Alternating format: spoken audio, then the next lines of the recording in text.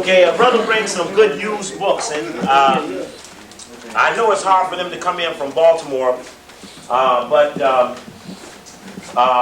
some of those books are very important to some of the things I'm talking about.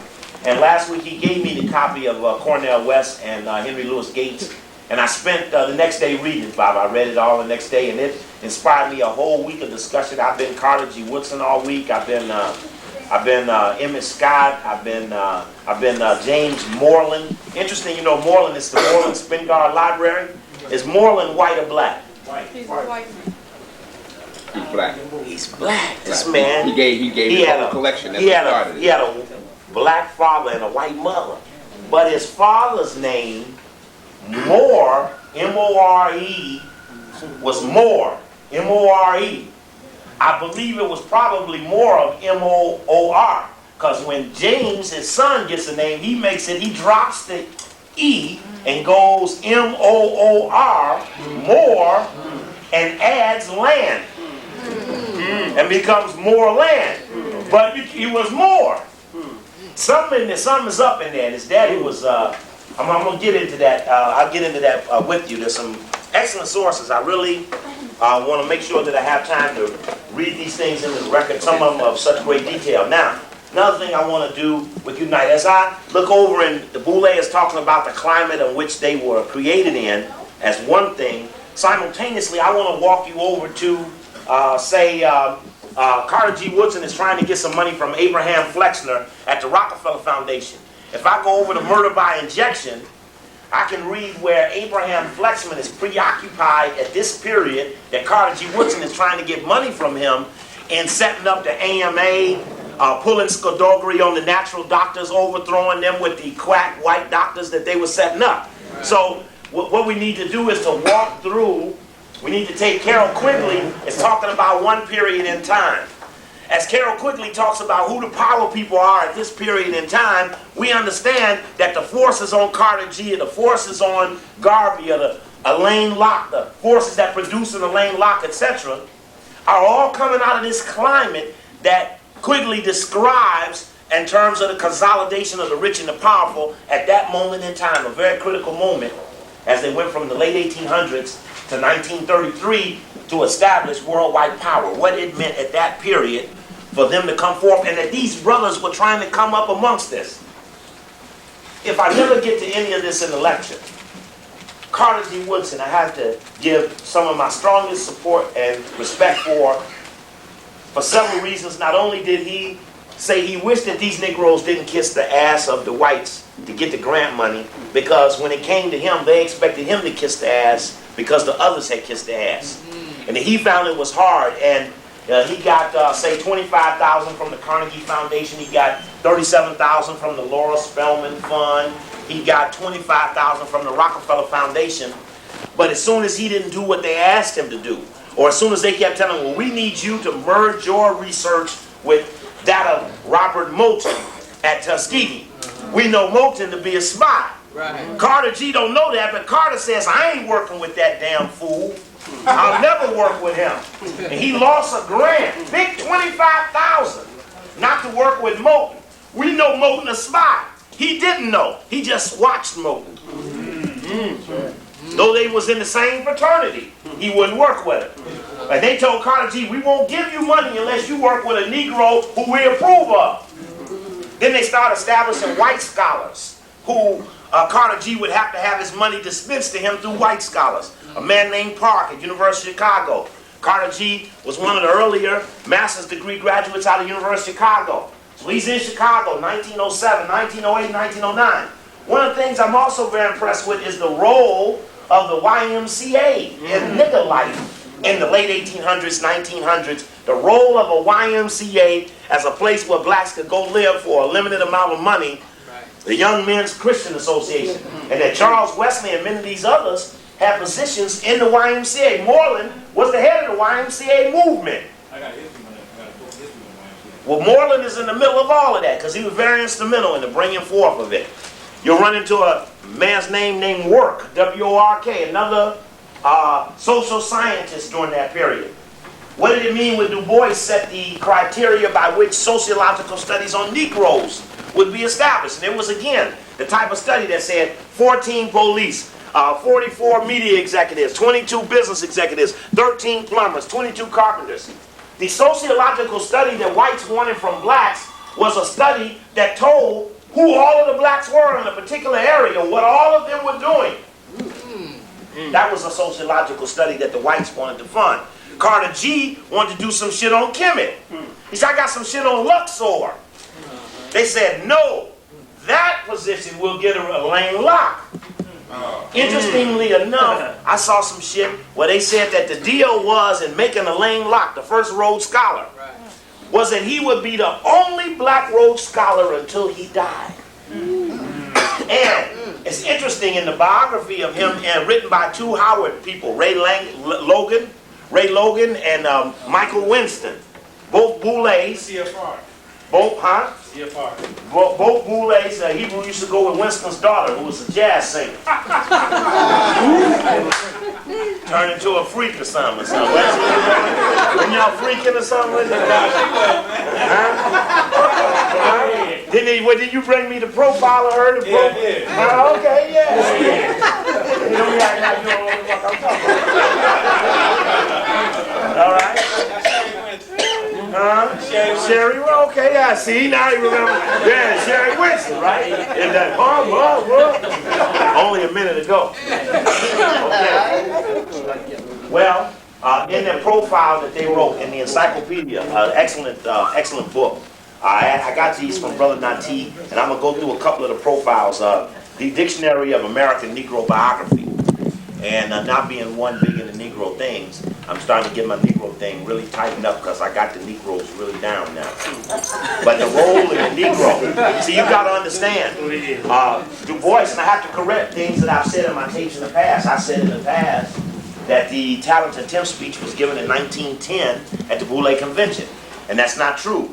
If what Henry Louis Gates and Cornel West are saying in their book, The Future of the Race, the original Du Bois Talent and Temp speech was written in 1903. It was revised for the Boule Convention of 1948. And Du Bois's concept of the Talent and Temp, as all emphasizes, I look back through the Boule material, they always emphasize Du Bois.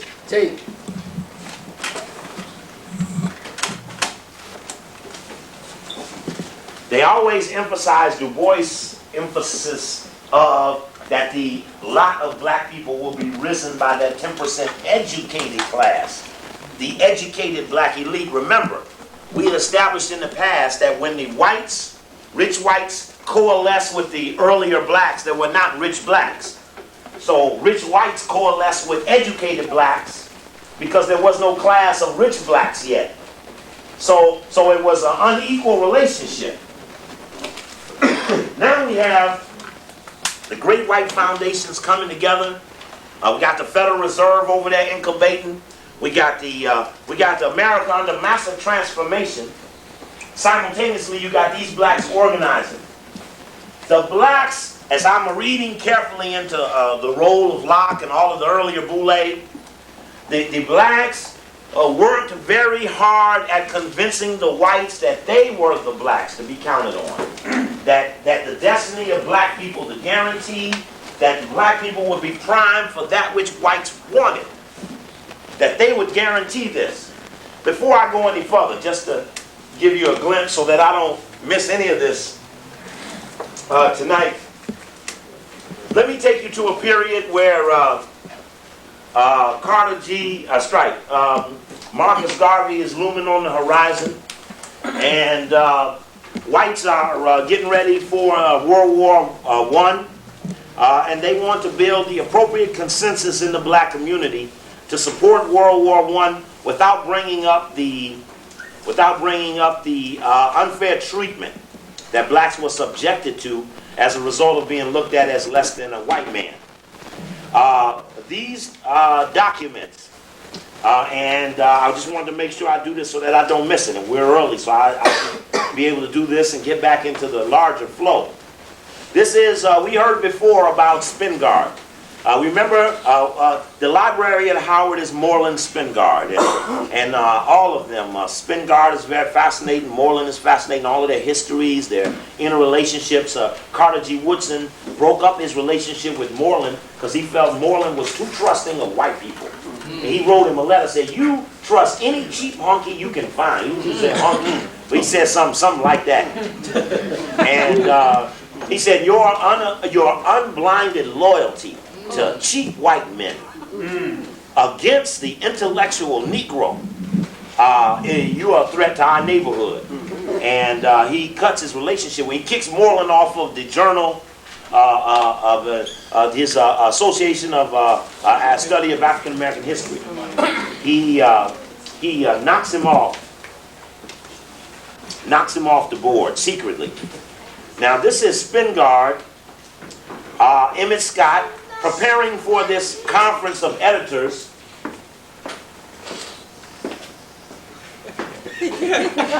See, I looked up. See, the reason I'm down here so he don't sit down here, because I was looking back at the videos and he was sitting, he put his chair so he could sit like that. So he looked up. All over the country, he's all in the tapes and stuff. I might have to have somebody behind the counter serving drinks and stuff. Wait until then to get thirsty and Robert.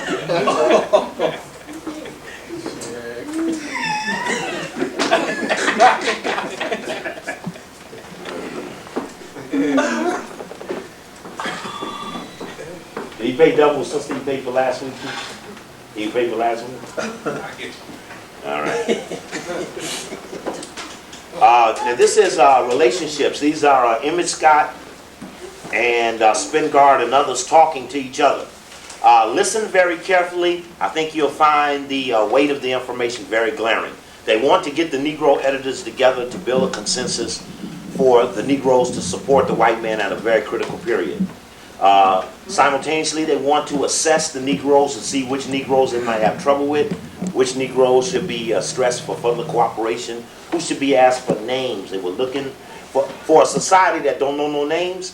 All these hunkies was hunting names big time. Give me them names. Give me every memo. Give me the names. Give me the names. Von Dumont and the rest. These are all those documents. This is to George Creel, chairman of the Committee on Public Information, which at that time was a government agency. I guess probably something like press secretary or something. What's up, Bob? Dear Mr. Creel, this is from Emmett Scott. I have been holding a conference today with Major J.E. Spingard of Military Intelligence Branch of the General Staff. We have been discussing at length the situation with respect to the Negro people of the United States. This is dated June 5th, 1918.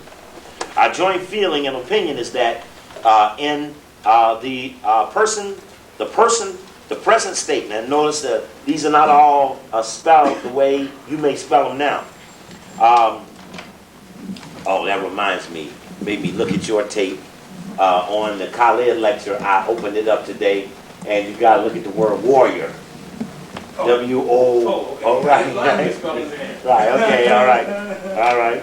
I do get my chance to look at them things now. Tonight, Buddy has to give his tape up.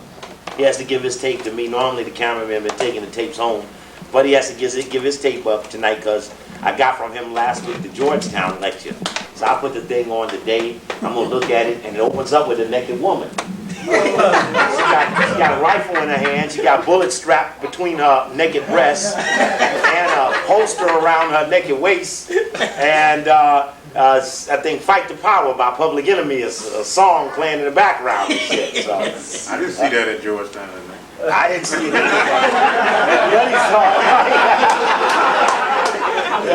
I was wondering why Buddy was over in the corner looking at the camera and shit. When the lecture started, you know we was over there, Buddy was over there looking at the camera and shit all down. So I would tell these guys, you got to give it to me live and uncensored. You can't be adding on. Now, Donald took something out and he didn't put something on.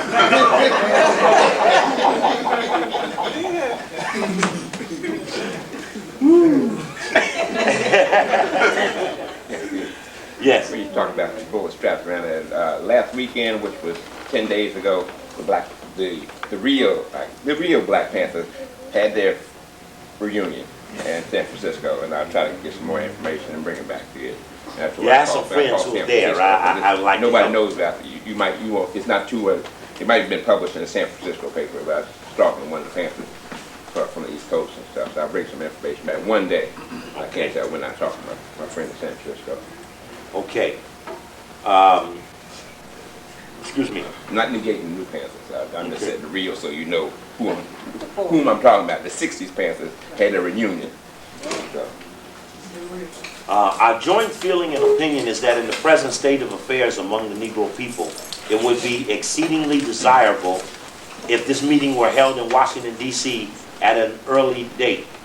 A meeting at which there might be present from 15 to 20 editors of the most important colored newspapers and magazines, together with probably a dozen other influential leaders among the Negro people. At which conference there would be a full discussion of the situation from the point of view of recognizing the fact that we are at war and that Negro public opinion should be led along helpful lines rather than along lines that make for discontent and unrest. Major Spingard and I shall be altogether willing to suggest a list of names and addresses of these men who could be called into such a conference, and it is my earnest opinion that the splendid results that would follow such a meeting in the direction of molding healthful public opinion would amply justify the comparatively small expense that would be involved in providing for the actual and necessary traveling experiences of these men.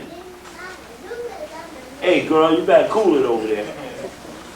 Major Spingard and I are jointly signing this letter as our recommendation to you.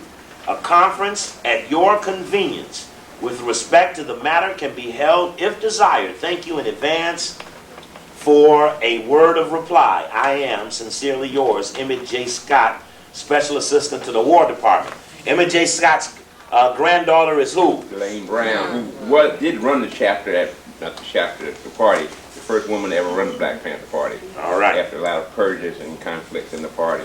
Okay, and then get a book, Taste of Power, on page Elaine Brown. On page what? 50. She discusses her relationship with her grandfather, Emmett Scott, who became the grandsire archon of the Boule by 1941. Emmett Scott, as I've read in the last couple of days, and sometimes I feel better just telling you the things instead of just reading you exactly from the page that I read it from. But Emmett Scott was very influential at Howard University. When he came to Howard, his influence was such that he recruited Carter G. Woodson to come to Howard. Carter G. was working in the public school system, and Carter G. broke out against Roscoe Bruce. Carter G. was the principal of a school here, and he felt he was being undermined by another school that was being built. And, right, that Dunbar was being built, and he felt that his technical school was being circumvented by Dunbar. And Roscoe Bruce, who was the assistant superintendent of schools, he felt was failing in separating the missions of the various schools. And Carter G., who was as a principal here in the Washington school system, was very much involved in adult education. He was emphasizing black history. And Carter G. Woodson's style of black history was not bringing up Negroes who had assisted whites. What I was able to pick up on was that there was much early literature written by whites that they fostered blacks who wrote accounts of blacks who assisted whites, that there was no defiant Negro history. Something wrong, sister? Okay. And so Carter G. was the principal of, and I need to tell you that school, because I guess it's got a new name now.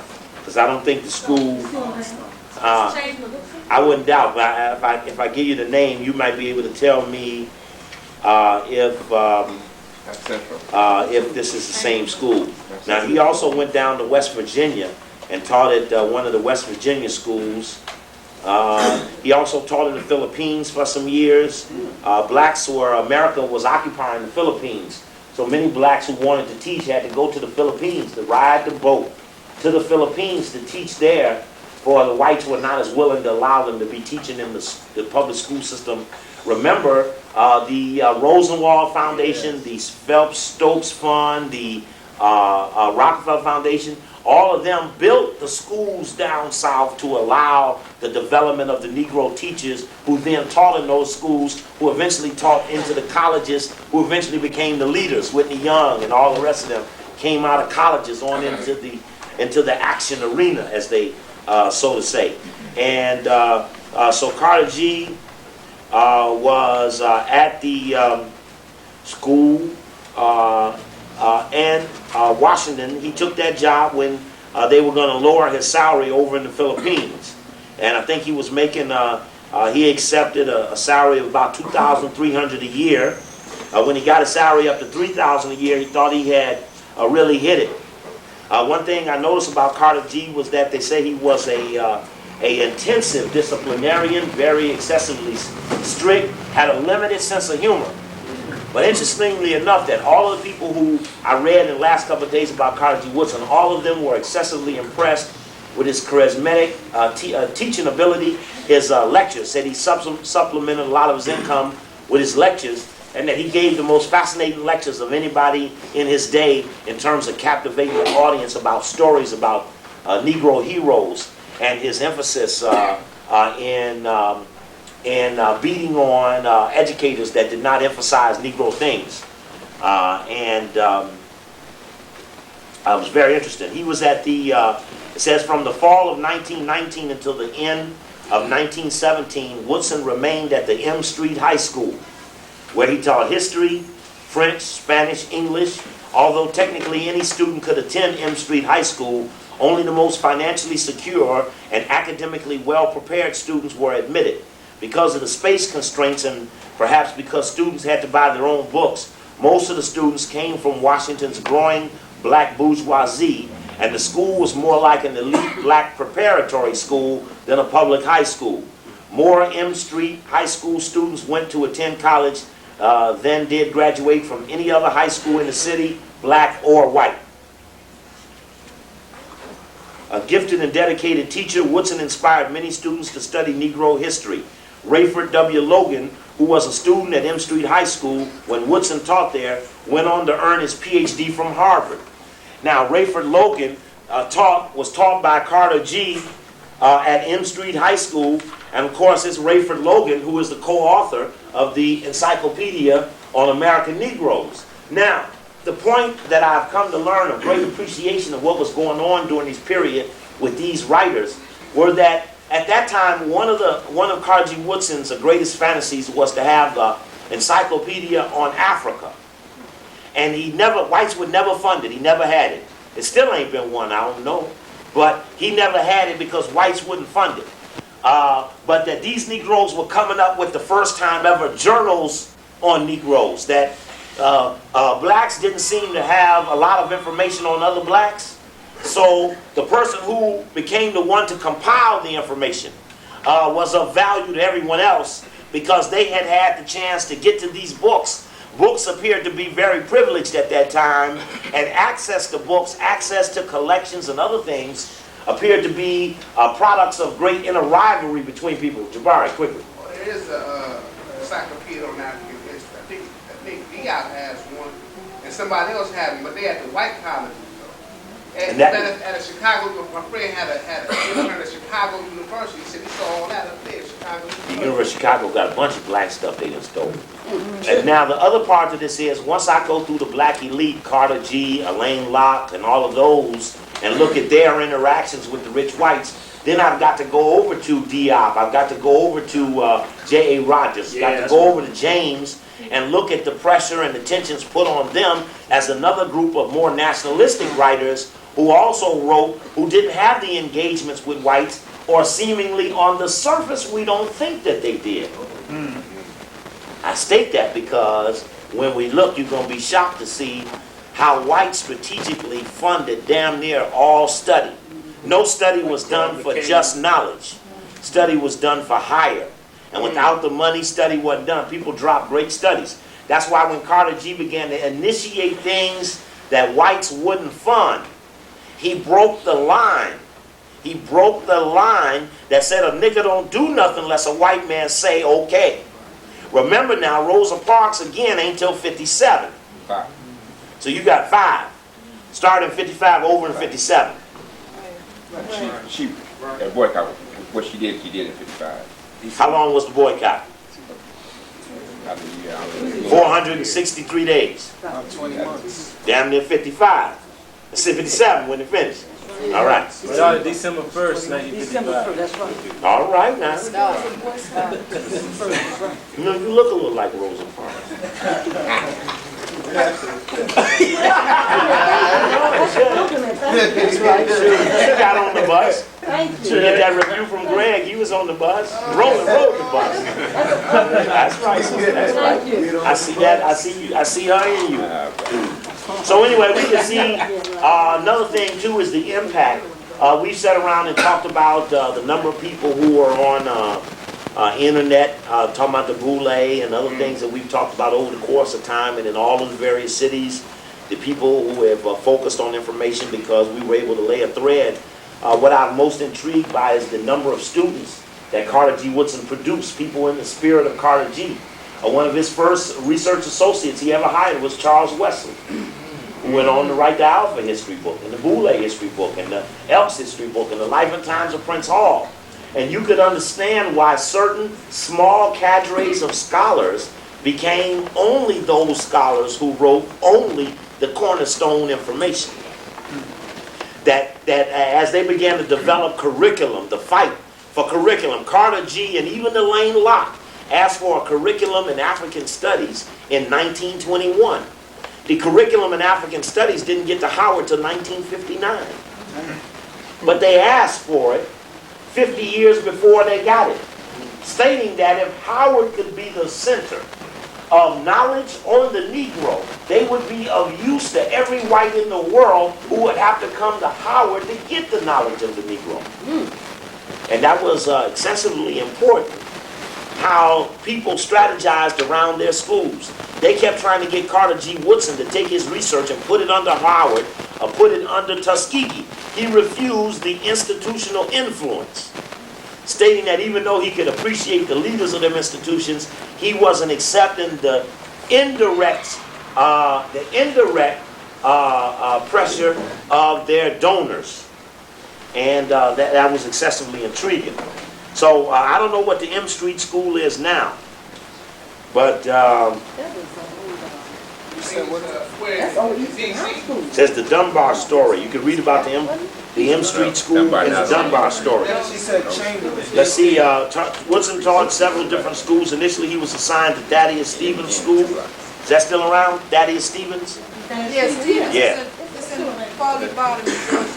Okay, but when he first taught there, he taught 8th grade there, but only after a month he was transferred to Armstrong Manual Training High School, where he remained until October of 1911. He was transferred to the M Street School in 1911, and there he stayed till 1917. His salary was $1,200. Anyway. Very interesting. We'll get back to that. Now, let's go back to the meeting of Negroes who are going to build a consensus for the New World Order's needs for World War I. Remember, the New World Order needs World War I. They need World War I. They need World War II. They need Korea. They need Vietnam. They need these things. And to get Negro assistance in accomplishing these things without disruption. Now remember, when the black soldiers came back from the World War I, there were great race riots all over America. They didn't happen until then. When one race riot started when the white men saw black men wearing the military uniform in public. They didn't want the nigga to wear a soldier's outfit in the public. The black business district in Tulsa, Oklahoma builds up so much resentment against poor hunkies in Oklahoma, they got to bomb it. You know, but the race riots of 1919 and beyond, especially Chicago, were the first time Negroes went away and got their guns in the North and went and hunted down the whites like the whites had hunted down the blacks only earlier in the day. Good. As whites hunted by day, the Negroes hunted by night. Huh? Oh, they had a big race riot in Chicago, 1919. Yeah, as many whites died as many blacks. Let's give a hand for equality.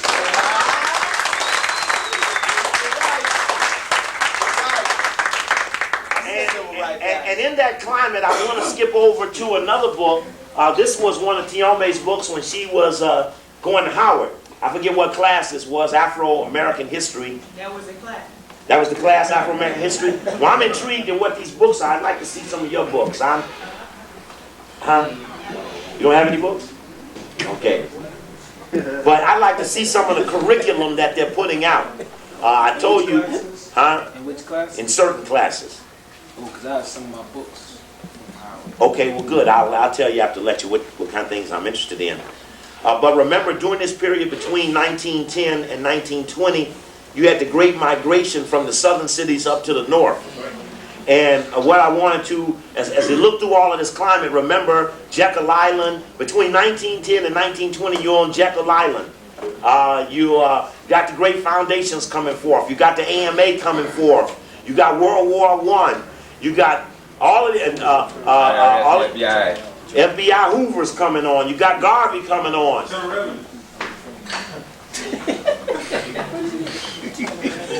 You were around then, weren't you?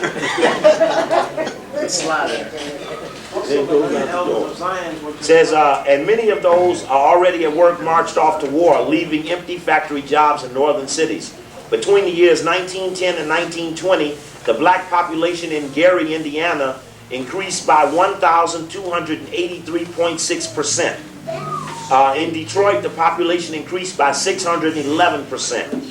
In Cleveland, the black population, increased by 308%. In Chicago, it increased by 148.2%.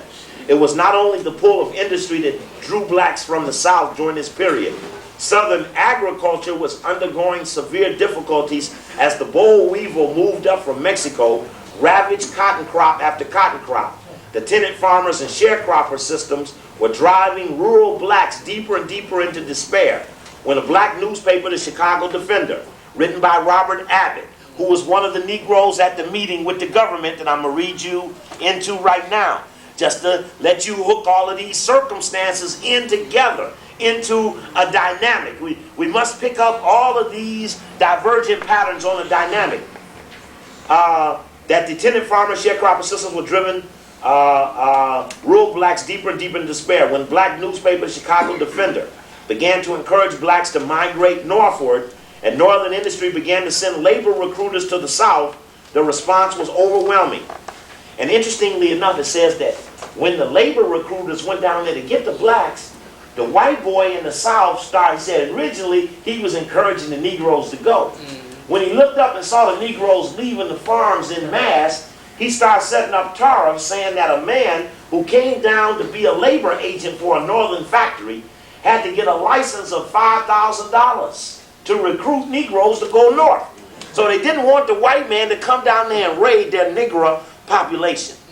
Now, one of the things, speaking of Negroes, I'm sure y'all saw the Negro Carl Rowan having to respond in the public to being called a nigger by Lyndon Johnson as he selected him to be a nigger in the cabinet, and he had to call the hunky senator who said, you know I can't support a nigger for no job. He said, well, I know you can't support a nigger, but don't denut him. I seen you denut niggas in the Congress or Senate or wherever he was going. So they asked Carl Rowan on the little show on Saturday, newsmakers or some shit. They asked him on news everywhere. Well, Carl, what? He said, well, Johnson told me to go to the something hotel and to sit my ass down, the Mayflower Hotel, the Madison Hotel, and sit my ass down. And don't be seen by nobody, don't say shit until he had everything all worked out. But Johnson called him a nigger. Use the word nigger. Then you heard Johnson tell another senator, well, my wife, Lady Bird, could speak there in Georgia for you, I'm sure, but I can't let her speak at no audiences that ain't integrated. If you had just one Negro, even a little light-skinned black woman, just one light-skinned black woman who could sit in the first row. My wife told me that if you could get one Negro to be in that audience, there was no place she'd rather be in all of the country than to be speaking there with you in Georgia. You got some shit around? Tell me how committed Johnson was. And when Gordon Peterson is on Channel 9, Inside Washington show Saturday at 7 o'clock. Right, that's the one he asked him. When they came back, he had mentioned we're going to have something when we come back on Carl Rowan. And they went to commercial. When they went to it, and it went on for a little while and stuff, and he had all the words up there and stuff. When they came back, all it did was a little laugh, he chuckled and stuff, and they went to commercial. No words were said No about words, that. not the first They didn't one. say nothing. They smiled. Grin, as they used to say it down south.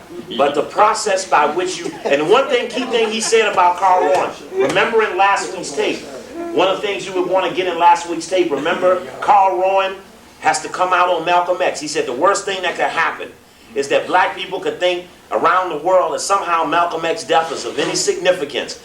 Malcolm X was irrelevant, had no followers, and he made a point about how he sent his zealot supporters in the U.S. Information Agency out into the public to send the word around the world that Malcolm X was of no consequence, and don't get all wound up and tense about his death because he wasn't nobody to nobody. And that's in last week's tape about Malcolm's international moves, out of the Judas factor, and the Rowan's insistence on de-emphasizing Malcolm's importance. And of course, one of the key things Johnson told the hunky senator was, he said, now look, I took him on some of my travels with me, and the nigger will do what I tell him. He's a nigger that'll follow instructions. He's a nigger do what I say. Some shit he said like that. Right, good nigga. But that relationship, you needed a good white man to vouch for a good nigga, has been the only way those niggas made it. You couldn't make it without that level of sponsorship. So the bond or bind to your hunky, even in spite of his record, in spite of his ideological focus, in spite of who he may have been on assassinating or whatever, was irrelevant to the fact that he was the one that helped you. And that was excessively of importance. So you had this great migration, you had the emphasis coming up. When the war ended and the soldiers returned to find their jobs taken over by blacks, the inevitable racial clashes occurred. Whites, anxious to reaffirm the old caste lines, acting in ways intended to negate the economic and psychological gains made by blacks during the war, but the newly settled black laborers and many of the black men returning from military service in Europe were in no mood to be pushed around. Sporadic violence broke out throughout the nation. Several black men were lynched in uniform of the United States Army, one simply because he wore the uniform. In 1918 in Chicago, the homes of many blacks who had brought property on the edges of white neighborhoods were burned.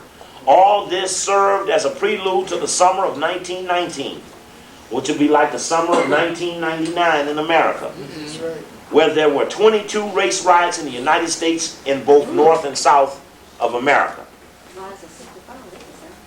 Oh, yeah, it sounds like the riots of 65 without assassinations. 22. The riots of 1919 were precipitated by those returning from the war of the class over jobs. In much of the early literature, I'm also finding a lot the use of the word caste, C-A-S-T-E, to describe a segment of Negroes. The caste word is used, The American Dilemma by Maida Gunther, all of these books use that word caste. Du Bois and all of them got heavily into the word caste. So anyway, I want to just add that focus into this period. Negro subversion, memo. Okay, we're 1 hour down. We're in good shape. We're 8:45. I know most of you all are sleepy and tired. And I know you want to go home and stuff. And just stick with me a little while longer, just a few more minutes here, while we send this tape out that I think will help folks in some other places as well. Memorandum for Colonel Churchill, June 10th, 1918. Last memo we read was Emmett Scott setting up the meeting with Spingard to Churchill. Then now this is Churchill. This is a memo for Churchill dated June 10th, 1918. Subject, Negro subversion. I reported for duty at the Military Intelligence Bureau on May 27th. and was assigned to work on one, the Bolshevik, L.W.W. etc., and two, Negro Subversion. I immediately formulated the following program for work in Negro Subversion. This is Mr. Svengard. This is the man for whom the medal was named after. This is the man who the NAACP still holds as his highest person. This is the name across the Howard Library. But his biggest tool in use for whites was his containment and control of blacks. Intelligence. Under the section entitled Intelligence, A. I immediately formulated the following program for work in Negro Subversion. A. Organization throughout country to count...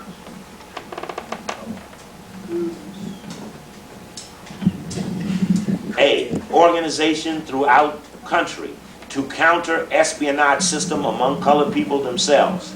B. Now notice, we don't know what this is, but listen what he say he set up. Organization throughout the country to counter espionage system among colored people themselves. Organization throughout country of counter espionage system among colored people themselves. B. Conference of 30 or 40 colored editors and race leaders in Washington. C. Letters to editors of 200 colored and colored papers and others following the conference. D. Increase and organizational... Again, this is not written logically. I'm just going to read you as they wrote it. Increase and organization of colored intelligence officers throughout the U.S. E. Cooperation with Mr. Emmett Scott, Special Assistant to the Secretary of War. In Section 2, counter-propaganda to offset chief causes of colored disaffection. A. Encourage passage of anti-lynching legislation in Congress. B. Address or proclamation by President indicating that during the year lynching will be regarded as disloyal and aiding the enemy since it causes disaffection among 12 million people. C. Denial by general purging of false reports of treatment of colored troops abroad. D. Assignment of Colonel Charles Young, USA, retired to active service. Now this guy, Colonel Charles Young, truly intrigues me, for he, as a military man, is the one who wrote the memo that eventually bumped Du Bois back out, saying that they ain't gonna listen to Du Bois after he wrote the Closing Ranks editorial, but he did a lot of things, and his profile of Charles Young, and he did a lot of things for military intelligence that were truly quite frightening. And his role as a military man being sent all over the world, and the reason he's asking for him to be reinstated is that the whites saw that he was going to be the first black general or something. So they ruled him military unfit for service. High blood. So he rode a horse, high blood pressure, so he rode a horse from Ohio to Washington on horseback to prove to the hunkies he was a fit nigga. So because of that, Svengard is in here asking for him to be reinstated. And eventually he ends up getting reinstated, I think, send the Philippines or some shit like that. How you know about that? I read it. It's in one of Marcus Garvey's books. Talking about Young, right. And I know you know a lot of Negro history. And in fact, be ready for the Robert Bruce stuff, because we're going to lead up on that. We'll get into that too. Anyway, so that's interesting. Colonel Young, remember him. E, stimulating counter-propaganda in the press through the Committee on Public Propaganda. F, discouraging vicious anti-Negro utterances in the white press. A conference of colored editors and other colored leaders will be held in Washington June 19th to June 21st. Now this is June 10th. Juneteenth, right. Something actual and necessary expenses will be paid by the Committee on Public Information. See attached copy, etc. Okay? Lieutenant T. Gregory, 349th FA, has applied for something. I can't read this, a little faded. Intelligence officers will shortly be selected. A bill drafted by Captain Hornblower, at my suggestion, see enclosed copy, was submitted to Representative Dyer at the request of the Judicial Committee. Captain Hornblower and myself appeared before it on June 6th and explained the necessity of such legislation as anti-lynching. Various suggestions have become made to Mr. Scott, which he has agreed to carry out. For example, that a page of plate matter be furnished weekly to the colored press. Plate matter, I guess that must be information spools. Cablegrams sent to some in regard to treatment of colored troops.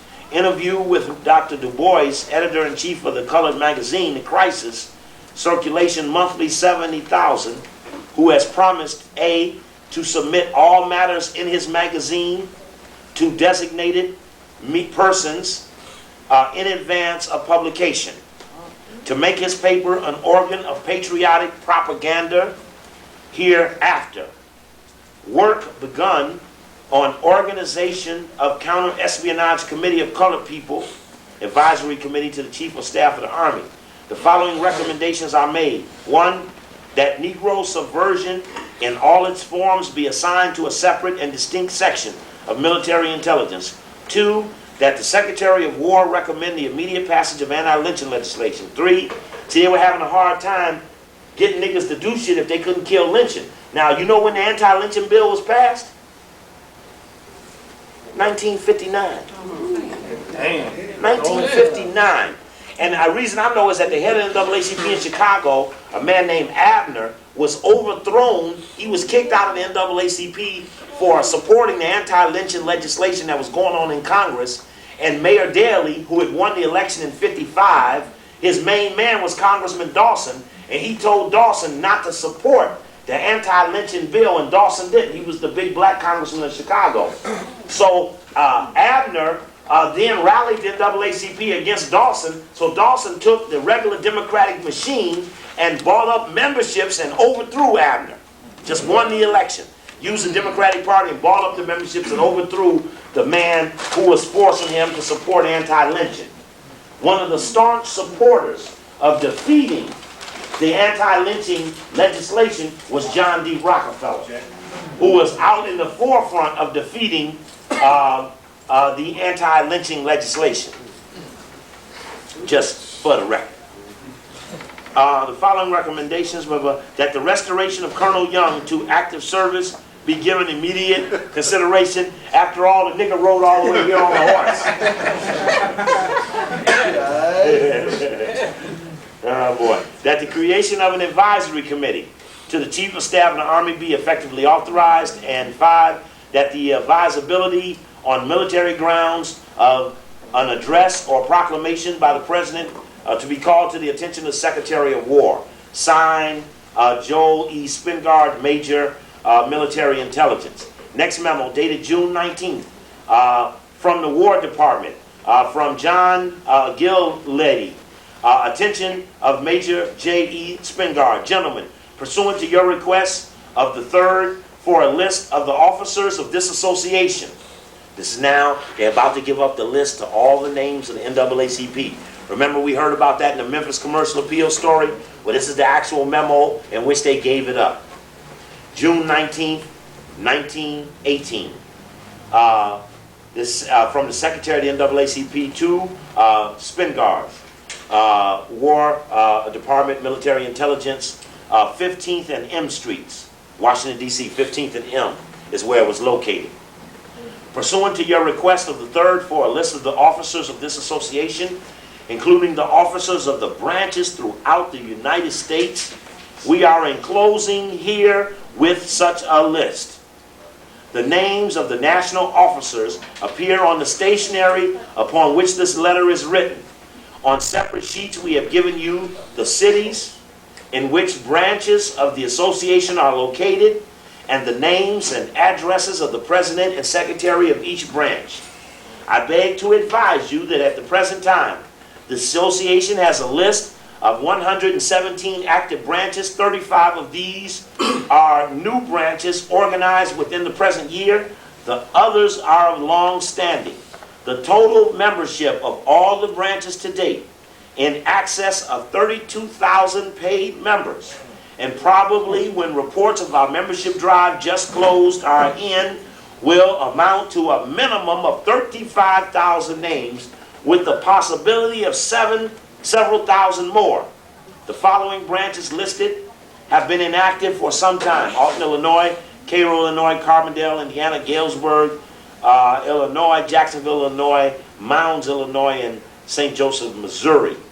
Very, very truly yours, John Gillady, Secretary NAACP. Memorandum from Major General J.E. Chamberlain, dated June 19, 1918, from M. Churchill, Colonel, General Staff, Chief Military Intelligence Branch, Executive Division.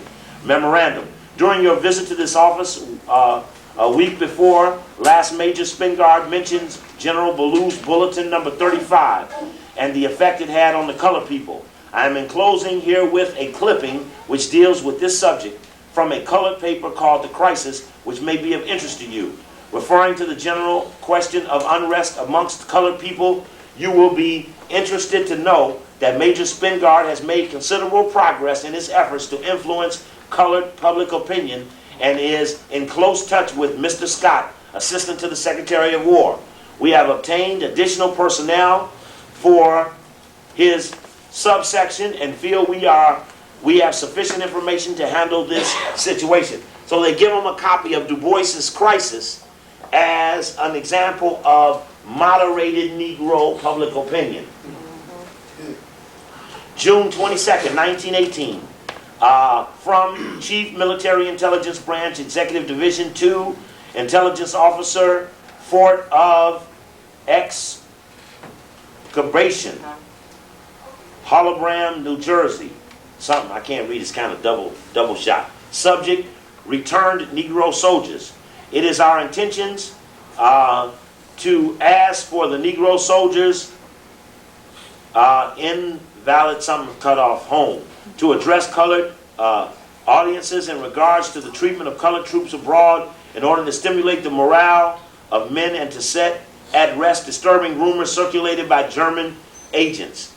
On the arrival of transports from abroad, the names of Negro soldiers, especially those wounded or sick, who are, in your opinion, may be qualified to deliver simple addresses of this sort, would be submitted to us regularly. I didn't quite get that one. Memorandum to Colonel Churchill, Report, Conference of Colored Editors, June 22nd, 1918. 1. Constant complaints from intelligence officers and others have reached us to the effect that the colored press was spreading disaffection among Negroes. In order that the bitter tone of these newspapers might be modified with a consequent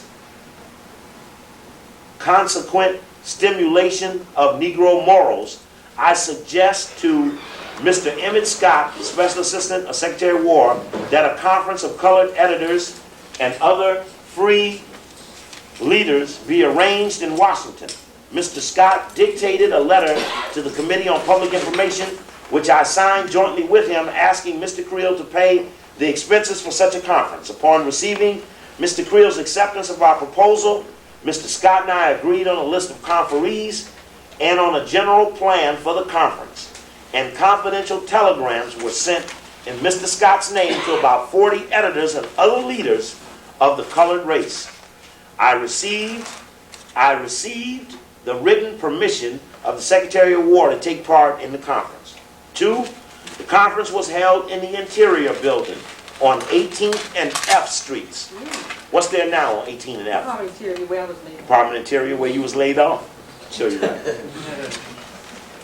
The editors of 31 Negro papers were present, covering every part of the country except the far west, including Kansas City, St. Louis, Dallas, Houston, New Orleans, New York, Pittsburgh, Philadelphia, Chicago, Baltimore, Cleveland, Louisville, Nashville, and Atlanta. So he said they got the key Negroes. In addition, there were some 15 of the most representative leaders of the colored race, including such men as Dr. Robert Moulton, Booker T. Washington, successor at Tuskegee Institute. And again, you don't kill a man until you got his replacement. Moulton replaced Booker T, and Booker T died mysteriously. Like they got beaten to death. Got beaten to death. Say he was peeping at a white woman. We know that wasn't true. Charles W. Anderson, ex-collector of Internal Revenue in New York. Professor Cook of Howard University. Archibald H. Grimke, ex-counselor of Santo Domingo. Boule, of course. And other men of influence of their race. The session lasted from 10:30 to 3 o'clock daily, with Mr. Scott presiding. The Secretary of War and Mr. Creel addressed the conference on the first day, Mr. Hurley of the Shipping Board, and Mr. Craig representing the Food Administration on the second day. Assistant Secretary of the Navy Roosevelt, eventually President, and General Verge now, Major E. Reckham, and Major P.D.M. de Montel of the French Army on the third day. The accounts of these French officers of the treatment accorded to African troops in France made a very deep impression on the conference, and perhaps no other incident created so much enthusiasm. The general plan, which Mr. Scott and I had in mind, involved general discussion on the part of all the conferees so as to permit each man to, quote, let off steam as much as he desired, and then to guide the discussion in the right direction so that unanimous action might be possible before the conference is closed.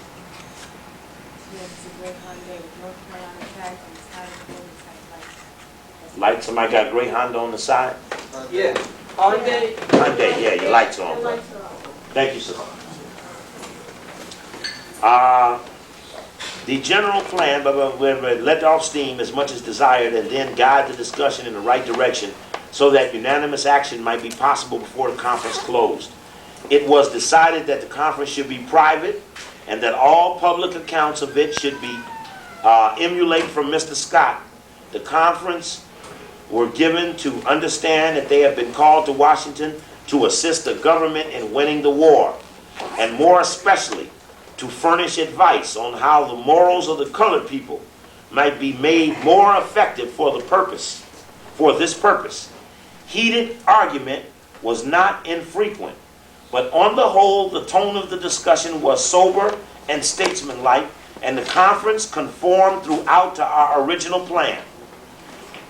Every phase of the Negro problem was discussed, and several practical movements were inaugurated, including the formulation of a committee of editors to spread information regarding public health problems, especially venereal diseases, never mind we were injecting them in Tuskegee, among colored soldiers and civilians.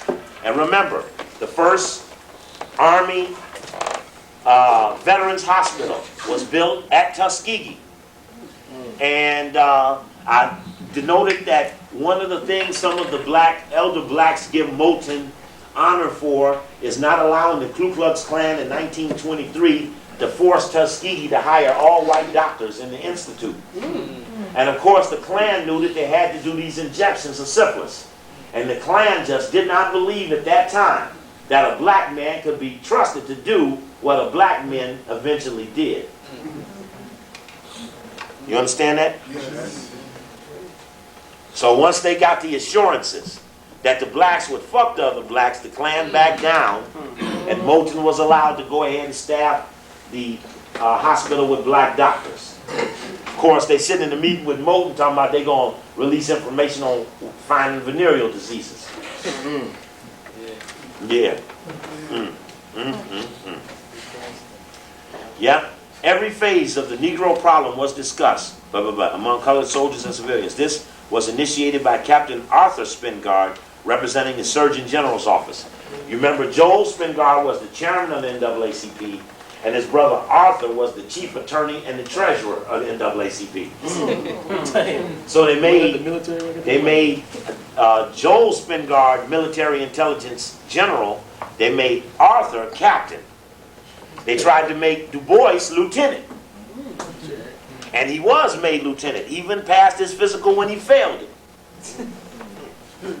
And then eventually he wrote the editorial, which I'm going to read for you, on behalf of the white people to trick blacks into the war, and eventually was then ruled ineffective by the reinstated Colonel Young, who busted his ass back out. Listen to this. The conferees were unanimous in believing that great unrest prevailing among colored people in this country. Dr. Moulton told the Secretary of War that he had just returned from a trip through 5 or 6 southern states, and that he had never known as much unrest among his people. He believed that it was caused chiefly by lynching, and that unless lynching was stopped, the leaders of the race could hardly persuade their people to give wholehearted support to the war. This is a part of a series of Negro one-issue demands of whites. White man, if you do this one thing for us, we'll do them 50 things for you. No, this has gone on for 50 years now. These Negroes have come one-dimensionally to whites. Still doing it. He appealed to the secretary to make lynching a federal offense and said that editorials, now, they promised the niggas they would do this, right? They promised them. What year did they do it in? 59. 40 years after they promised they would do it. 40 years after they promised these Negroes, if you just get us through the war, we're going to stop lynching for you. They didn't stop shit. Still lynching. High-tech lynchings. That's what Clarence said. Clarence needed, now I thought about Clarence needed one of them good old-fashioned lynchings. That's what we missed. Yeah, I saw some water around here. Oh, there's some water on this side.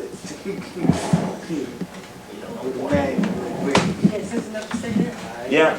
Sister, could you put it down there for me? Did they come pick up some money earlier? I was going to say this. I know we sold more than 3. Yeah, my single. Anyway, I get one. No, yeah. No, anyway, I got 5 here. I don't see enough up there.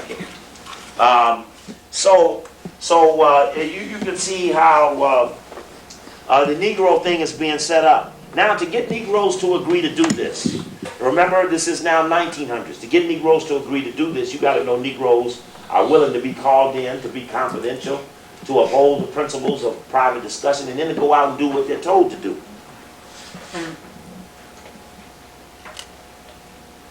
Says that they was begging to get lynching stopped. Said that editors in the Atlanta Constitution and other Southern papers indicated that there was a growing sentiment in favor of such action on the part of the best elements of the white South. He told me privately that some colored bishops who had said to him after the last lynching that they no longer cared who won the war, It was suggested by several conferees that these lynchings might be incited by German agents. Interestingly enough, Sister and I saw that movie, what's the movie with Gene Hackman? The Chamber. And interestingly enough, the movie is about building sentiment for a Ku Klux Klan bomber murderer. He shoots the black man, and they didn't have no problem with that. He bombed 2 Jewish children, is what they was busting on him for. But the movie was about building sympathy for him, and you're cheering for him as he's getting executed, and you feel hurt as he goes down. They make a human side to a bomber. And the attorney who tried to defend him, his grandson, says his daddy was a Klan, his granddaddy was a Klan. How is he going to be a white man and in good standing in this community unless he killed niggas like a good white man does? How is he going to be a sister? He's a victim of the circumstances of what it took to be a good white man. And you should not hold him responsible for that. It's heavy flip. That means lynching going to be coming back. They said someone homes up in New York, someone died in jail homes up in New York. Yeah, oh yeah, they be doing it all the time.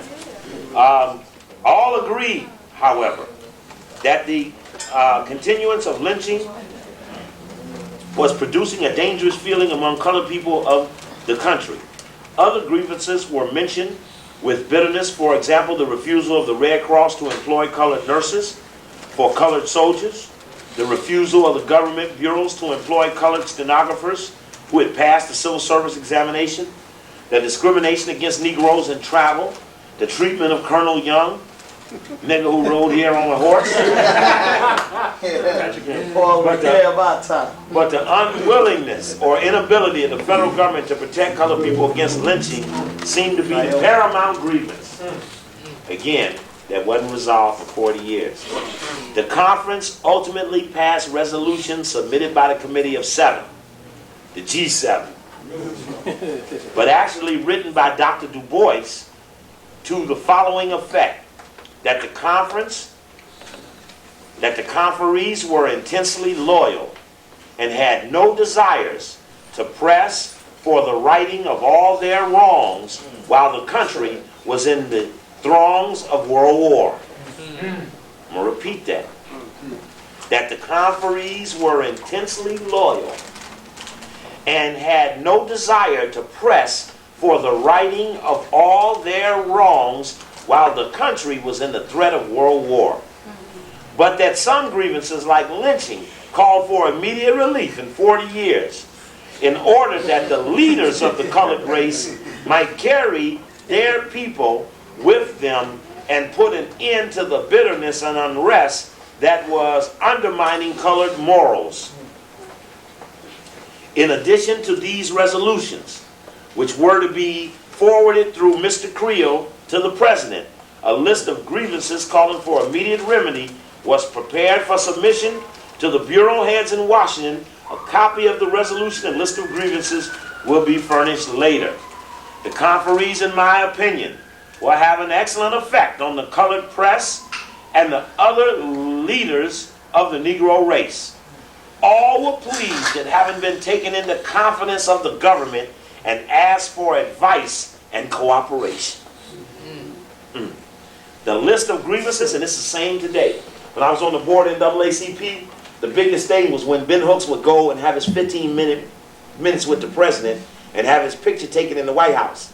Then they would mail that picture to all of the branches and ask you to go out and raise money. And the phrase was, give the NAACP money, you can see our man has got the ear of the White House. So when Ronald Reagan became president, he refused to have that ceremonial picture taking with the Negro leaders. So George Bush held that meeting with the Negro leaders. And that's when he made President Cheeks head of the United Negro College and shit and all of that stuff, and special assistant to the president for historically black colleges. Yes, Brother Jabari. This is a Jesse question. Did Jesse ever have somebody that he was grooming to like take over where he's ever going to end that or something? Everybody just gave you an answer about it. Other than his son. Brother, Farrakhan, Elijah Muhammad, Jesse Jackson, none of them see beyond their own family. Period. Never have and never will. That's just the way it is. Right, Bruce? Right, Bruce? Now,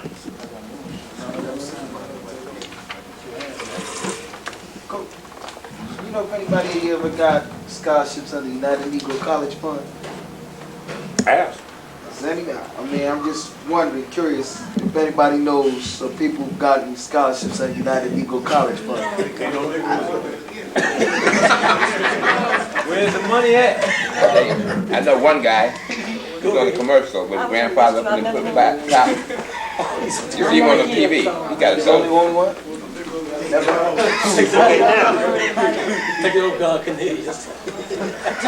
Now, listen.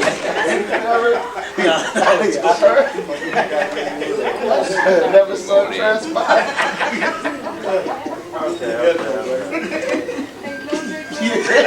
It's a lot of fun. I told him to take the old. I don't know what. Now let me read you the names of who was at the conference. Go ahead.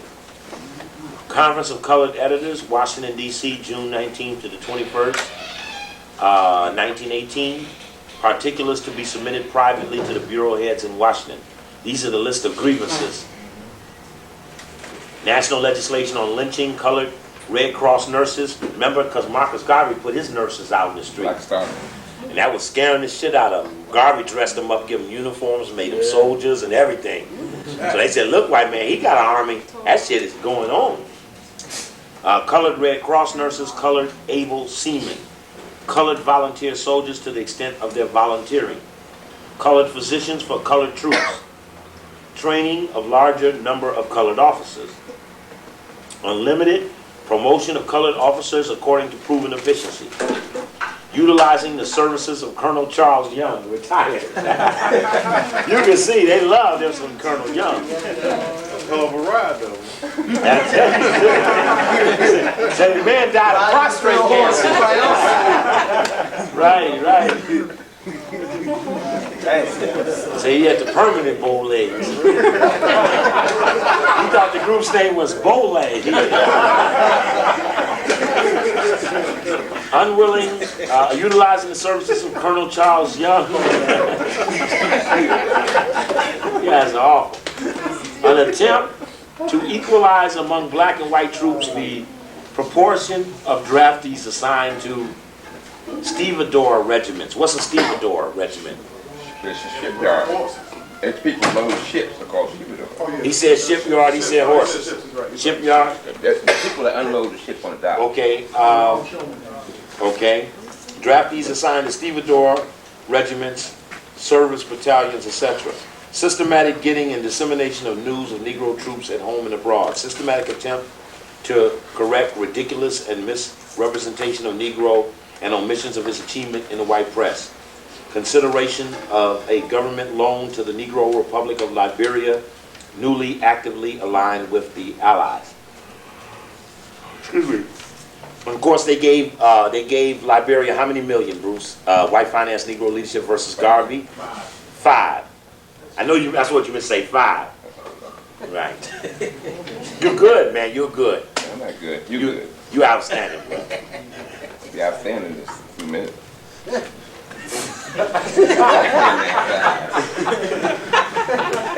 Excuse me, Captain. Would you rough him up, Sergeant? Back to reference. Sergeant, would you rough him Back up? to reference. I want the sergeant on you. Sergeant. Consideration of government loan to Negro Republic of Liberia, now actively aligned with the Allies. Where did Marcus Garvey want to make his world headquarters? Liberia. So they gave the man $5 million to keep, and Moe said this money will keep Garvey off the shores of Liberia. And interesting enough, Garvey lived and died, never once set foot in Africa. Yep. Never made it to Africa.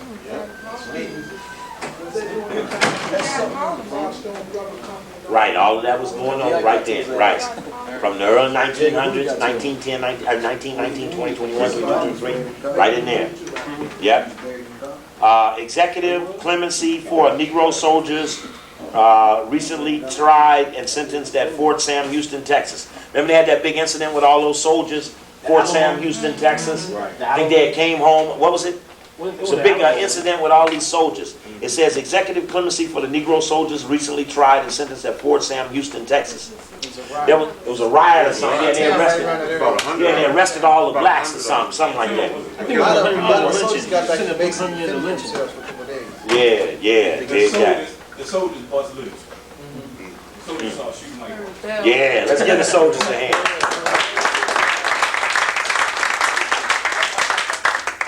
Subject memorandum for the Chief of Staff, Conference of Colored Editors in Washington. Herewith are the addressees of the Committee on Public Information, adopted from the Conference on Colored Editors, June 21st, 1918. Bill of Particulars adopted by the conference. Submission to the bureau heads in Washington. List of conferees at the conference. Spingar, Conference of Colored Editors was called by Emmett Scott, Special Assistant to War. Committee on Public Information suggesting a military intelligence plan for the purpose of stimulating Negro morals throughout the country by a modification of the bitter tone of the colored press. B, obtaining information in regards to the Negro situation and means of improving it. The conference was held in Washington, June 19th to 21st, 1918. It was attended by 31 editors of colored newspapers and 10 other representative leaders of the colored race. The proceedings of this conference confirmed the existence of widespread unrest among colored people. This unrest may be due to the interposition of German agents in isolated cases, but in the real causes are more fundamental. Now notice the niggas talked all that time about all their grievances.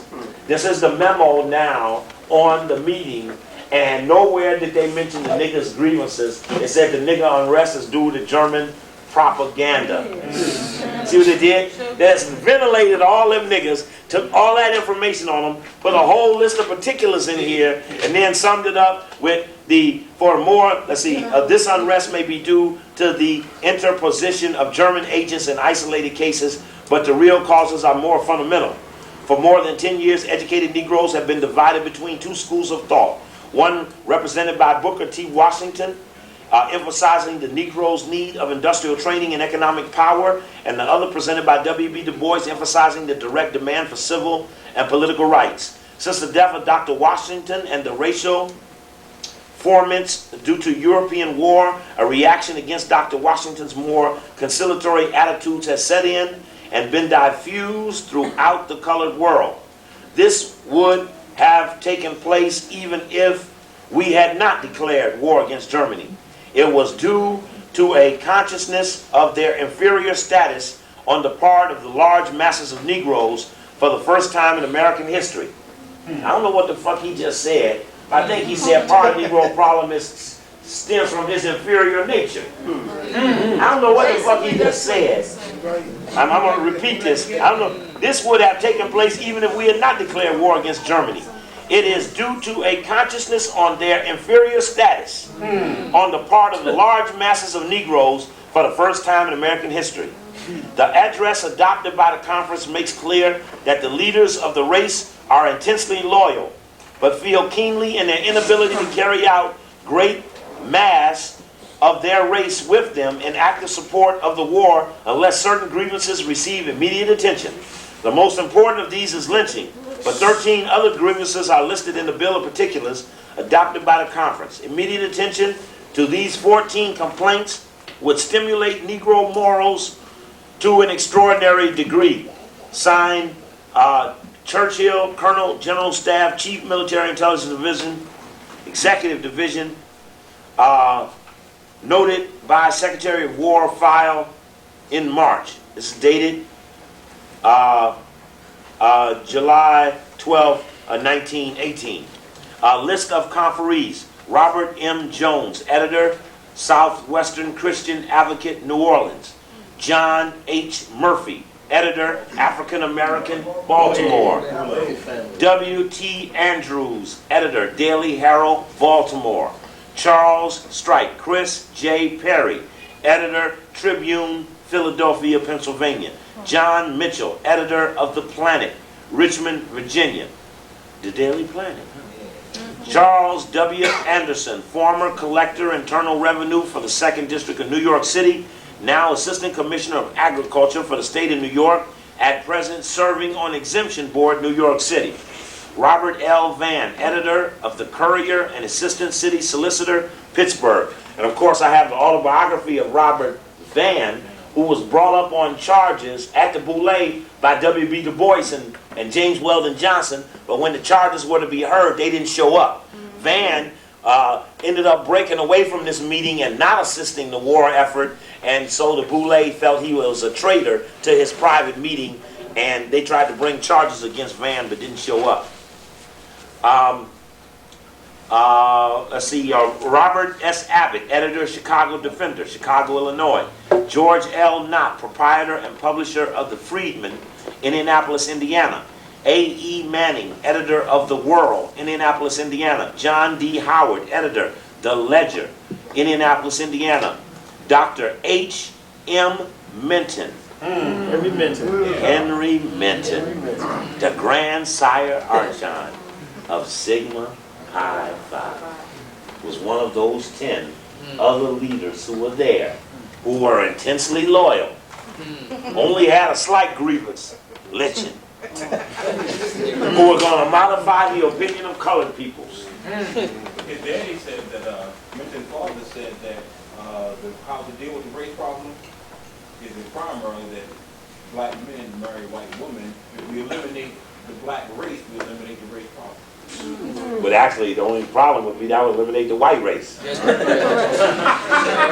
But then again, I'm sure, Sister Nia, we don't have that kind of appetite, do we? No. Do we? That's why you saying no. Why you making noise? Huh? Saying oh. I wasn't saying anything about her. I said no. No, okay. I thought you said oh. Sorry, shit.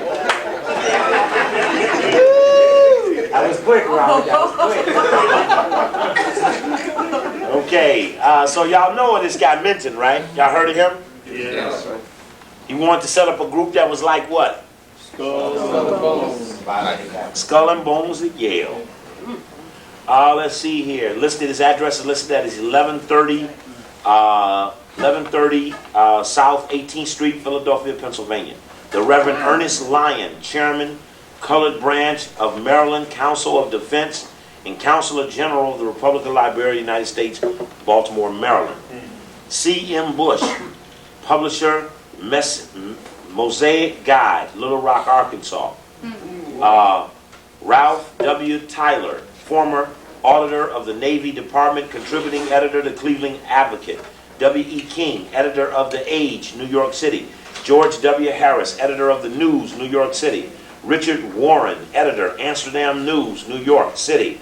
P.B. Young, editor, Lodge Journal and Guide, Norfolk, Virginia. W.B. Du Bois, editor, The Crisis. Fred R. Moore, editor, New York Age, New York City.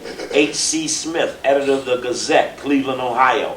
J.E. Mitchell, editor, The Argus, St. Louis, Missouri. C.K. Robinson, editor, The Clarion, St. Louis. Nelson C. Crove, editor, The Sun, Kansas City, Missouri. Benjamin J. Davis, editor, The Independent, Atlanta, Georgia.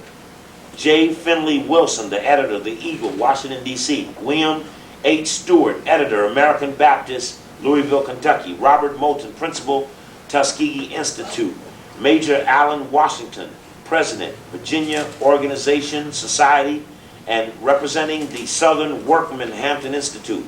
Henry Allen Boyd, editor, proprietor of the Nashville Globe. Dr. A.M. Curtis, former president, National Medical Association, Washington, D.C. A.H. Grimke, president, Washington Branch, National Association of Advancement of Colored People. John R. Hawkins, financial secretary, AME Church, Washington, D.C. Dr. Walter H. Brooks, pastor, 19th Street Baptist Church, Washington, D.C. James A. Cobb, former assistant U.S. District Attorney, Washington, D.C. George W. Cook, secretary of Howard University. Roscoe Colin Bruce. Roscoe Bruce. Same guy. Come on up, Baba, and grab a chair up here. Grab a chair. I'm just going to the book here because they all in here. Well, bring a chair up there with you then. It's any kind of chair you can have. That Bruce Monroe? Yeah, that's Roscoe Bruce, assistant superintendent. That's the one who the Boule demonstrated 20,000 people. I know some of you all were not here a couple of weeks ago, but there's a tape over there that just says Steve Coakley. It has no name on it. It has no title on it. But it was part 4 in the Mysterious Deaths in New World Order. For those of you who wanted Mysterious Deaths 1, 2, and 3, I have some sets of those for $30 for all 3. You add the 4th one for $40. The 4th one again has no name, but they have those earlier memos that I read about the Boule being attacked in 1919 and Roscoe Bruce being looked at as a threat to the stability of the parent league, because we had the Washington Times here, which showed that 20,000 people were protesting against the Boule, stating that it potentially could dominate the public school system in Washington, D.C. Star of the Time. Huh? Star of the Time. The Washington Star, I'm sorry. I think which eventually became the Washington Post. Then you had the Washington Bee. You had the Washington Bee. What was when did the Washington Post start? Graham bought it. He bought it in 30, back around 33, something like that. Okay. I wanted to just remind you of this for those that weren't here that particular day. I just want to hold the article up to the camera. And again, this is the memorandums where Du Bois becomes the first man ever to write in Foreign Affairs. And the correspondence between him and the editors of Foreign Affairs telling him exactly what they wanted him to delete, what tone they were willing to accept from him. And if he did those things, they then would print his story. I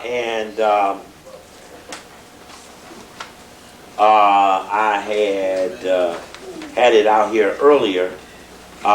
We read you the memo where they were trying to figure out what is the boule, and military intelligence trying to figure out what the boule is. And we had that statement from one of the people saying that the man wouldn't take the oath because the oath was so abominable that no right-thinking black man would take such an oath.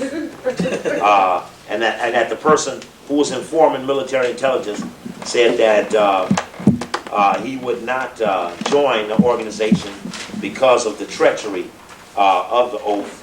And of course, we still trying to get the oath because we believe that it's very important. One of the chief things that came out of that meeting with those people, and I haven't finished reading the names, was this, which you can find in page 293 of Philosophy on Opinions of Marcus Garvey, highlighted 8 Negroes write letter to Attorney General and white press misrepresenting Garvey and movement. Tried to make out that there is hatred taught by Garvey and UNIA. UNIA and Garvey stand for love and human brotherhood. White people well know that the Negro is his own enemy. Action of 8 traitors proved the same to be true. All broad-minded white people are in sympathy with UNIA to help race improve itself. Reprint from the Negro World. Not only does the Negro World, not only did they print the names and philosophy opinions of those who attended the meeting, but it accurately projected the fact that those Negroes went right on out in their role of identifying potential dissatisfaction among the Negro. You could see why they would all be turning in Garvey's name, since their role was to scout out such dissatisfaction. Anyway, let me just read these names, and then I want to introduce Brother Donald Smith. Roscoe Bruce, John Dancy, Secretary, Church Extension Board, AME Zion Church, Washington, D.C. PBS Pinchback, former governor, state of Louisiana, Washington, D.C. Y'all heard of Pinchback? Yeah. What's up with Pinch? I ain't hit the Pinchback. Only black governor we ever had. He was had to get in. There was another one in Massachusetts. Remember that black governor in Massachusetts? Massachusetts. Well, anyway, we'll just say that he potentially could have been the first black governor. Sister says it may have been another black. Oh, it was a black senator. Okay, senator. Okay, so what's his name? Pinchback, former governor of the state of Louisiana. Governor. Okay. He got in, and it's funny. He got in, and within a little while or something. It wasn't long stint. 2 years or so. 2 years. How did you get in? Lieutenant governor, and somebody died and stuff. And he was lieutenant governor. Y'all pretty good with the black history. Pinchback. Black facts, man. Damn, got a bunch of listings of Pinchback in the book. 500. All these. Oh, which one is he? Pickney Pinchback, or Walter Pinchback, or William Pinchback? Damn, there's a bunch of Pinchbacks. It's my bad. See if I could get to be some shit governor. Those were the list of the people who attended, and of course I'm surprised that Moulton was there, Minton, because I even had this shit and I'm going through it with you. I still got more of this stuff I haven't all gotten to, and I know I'm not even going to get to all of it tonight. But it's just loaded with stuff. Invited but unable to attend, William H. Lewis, former Assistant U.S. Attorney General, of Law, Boston, Massachusetts. William Monroe Trotter, editor of The Guardian in Boston, and Kelly Miller, Dean of Arts and Business and Sciences at Howard University. Emmett Scott, Secretary of War, and it was signed by Emmett Scott and Major Spingard.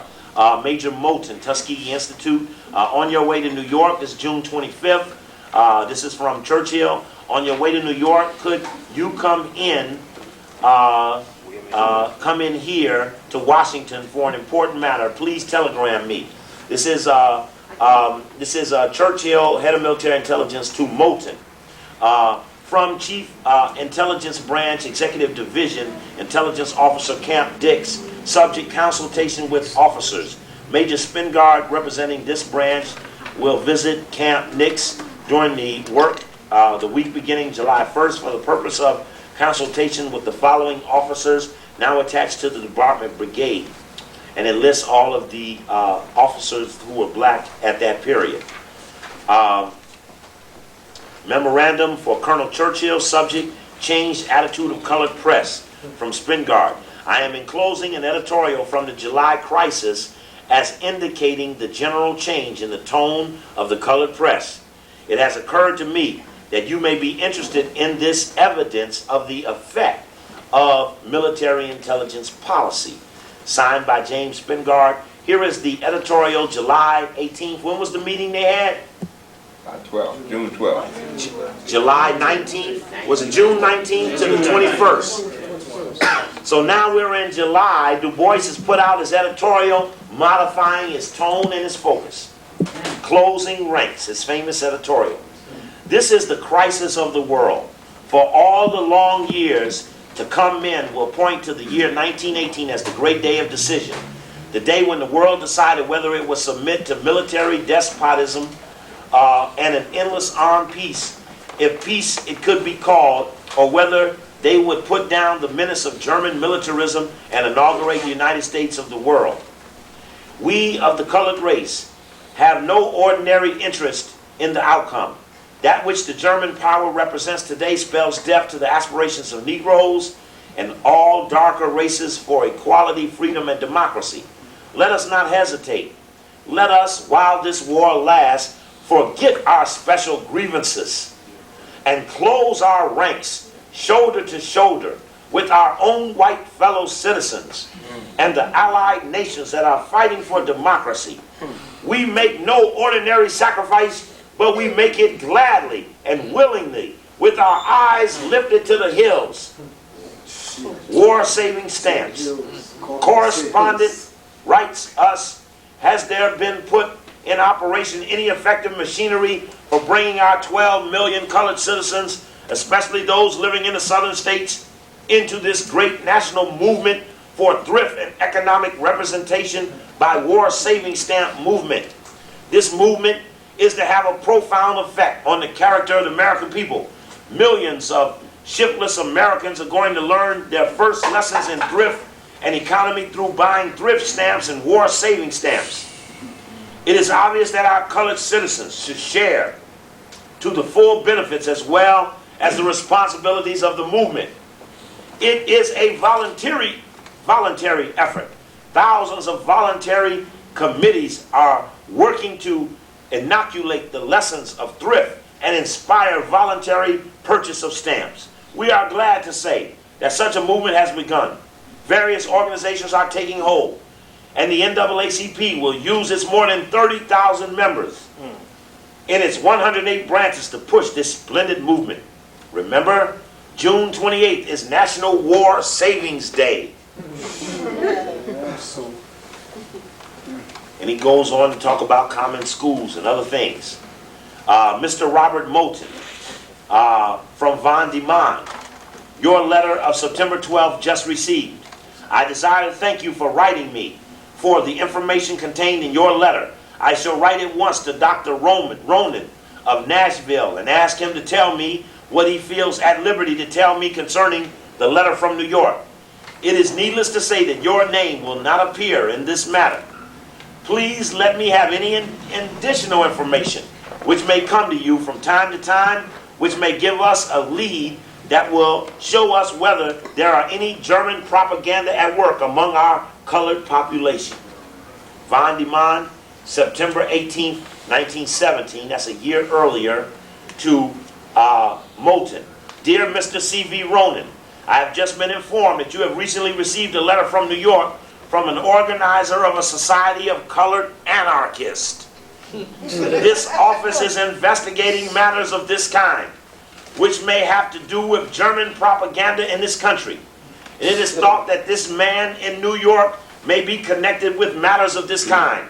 At any rate, it is believed that he should be investigated. Would you be willing to give us the name and the address of this man in question? If possible, a copy of his letter. You may rest assured that your name will not be mentioned in this matter. Respectively, Von Demon, Lieutenant Colonel, General Staff, Chief of Military Intelligence Section. John Shillady, NAACP, from Churchill. Dear Sir, this office desires a list of all of the officers of the NAACP, including the officers of all of its branches throughout the United States, and we would be glad to receive such a list at your earliest convenience. It is also highly desirable that you communicate with Major Spingard of this branch whenever you may happen to be in Washington. By Churchill to John Shillady, Secretary NAACP, and of course I just read you the letter where Shillady sent him the names. In Philosophy and Opinions, as Marcus Garvey reads the names of those who wrote the letter, he says these are the people who signed the letter against Marcus Garvey. And Garvey says they have no personal ends or partisan interest to serve, nor are they moved by any personal bias against Marcus Garvey. Oh, this is what they said in the letter. They sound this only because they foresee the gathering storm of race prejudice and sense the imminent menace of this insidious movement, which cancer-like is gnawing at the very vitals of peace and safety, and of civic harmony and interracial concord. The signers of the letters are Harry H. Pace, 2289 7th Avenue, New York, who helped set up the Atlanta chapter of the Boule. Robert S. Abbott, 3435 Indiana, Chicago, Defender. John Nail of New York. Dr. Julian Coleman of New York. William Pickens of New York. Chandler Owen of New York. Robert Bagnall of New York. George Harris of New York. Harry Pace is president of Pace Phonograph Corporation. I told you he was the first man in America to make a phonograph. Robert Abbott is editor of Defender. Nail is president of Nail and Parker. Julia Coleman is president of Hair Vim Chemical. William Pickens is field secretary of the NAACP. Chandler Owens is co-editor of The Messenger and co-executive secretary of Friends of the Negro Freedom, which I believe was like a black socialist group. Robert Bagnall is director of branches of the NAACP. George Harris, member of the Board of Aldermen of New York, editor of the New York News. Address reply to Chandler Owens, secretary of the committee. Let us consider the above letter as written by these wicked Negroes, sent to the Attorney General of the United States of America and to the white press of the nation. In the first paragraph of the above communications, the writers, being Negroes, made use of the following statement. Speaking of Attorney General, they say, as Chief Law Enforcement Officer of the nation, we wish to call to your attention a heretofore unconsidered menace to the harmonious race relations. There are in our midst certain Negroes, potential murderers, some American-born who are some by intense hatred against the white race. These undesirables proclaim that all white people are enemies of the Negroes. Said Garvey, good old darkies. To imagine that any group of Negroes could attempt to impress not only the Attorney of the United States, but white people, members of their own race, although this some of murdering members of the white race of hatred against them, knowing well the position in America and his relationship with his white brothers, that one can expect at this time to some uplift. Everyone knows that the statement is manufactured by these wicked, malicious, insidious Negroes for the purpose of directing the hatred of the Attorney General of white people against the Universal Negro Improvement Association, Marcus Garvey, and against Marcus Garvey. Look at these good old darkies. They believe that they can tell that they are telling it for all the world. Fabricators that they are. For everyone who knows the Negro Improvement Association of Marcus Garvey knows well that there's absolutely no part to plot to murder anybody. And that as far as we're concerned, more are found probably among some, the letter, but some of it's cut off. Anyway, Garvey busted deep into that ass about the fact that they were trying to send him down, and of course there was that letter where Boule, here's the article, hint, Boule is mixed in Boule case, a Bruce case. Dr. C.M. Tanner says secret society must be probed by a school board. 20,000 people of the Parents League coming out against the Boule. And